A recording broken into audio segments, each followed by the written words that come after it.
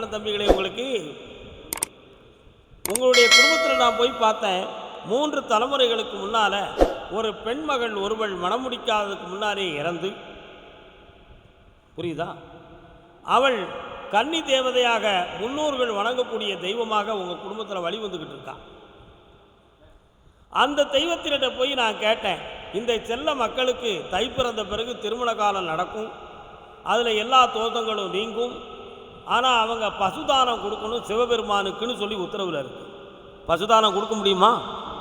காலில் விட்டு வாடா தம்பி. எந்த கோயிலுக்குடா? கல்யாணம் முடிச்சோடனே பிள்ளை பொம்பளை பிள்ளை பிறக்கும், கன்னிகா பரமேஸ்வரின்னு பேர் வைக்கணும். இந்த தை மாதம் உனக்கு கல்யாணம் நடந்துடும், வெற்றி அடைவாய்.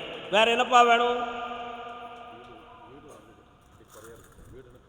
இந்தாடா இந்த கனியை கொண்டு வை, வீடு பரிபூர்ணமாக நிறையும், அதுக்கு வேண்டிய பணமும் கிடைக்கும், எல்லா தடைகளும் நீங்கியாச்சு, செல்வம் கிடைச்சாச்சு, ஆனந்தமாயாச்சு. பிறகு அதை போய் சேர்ந்துட்டேன், ஜெயிக்க வைக்கிறேன். சந்தோஷம்.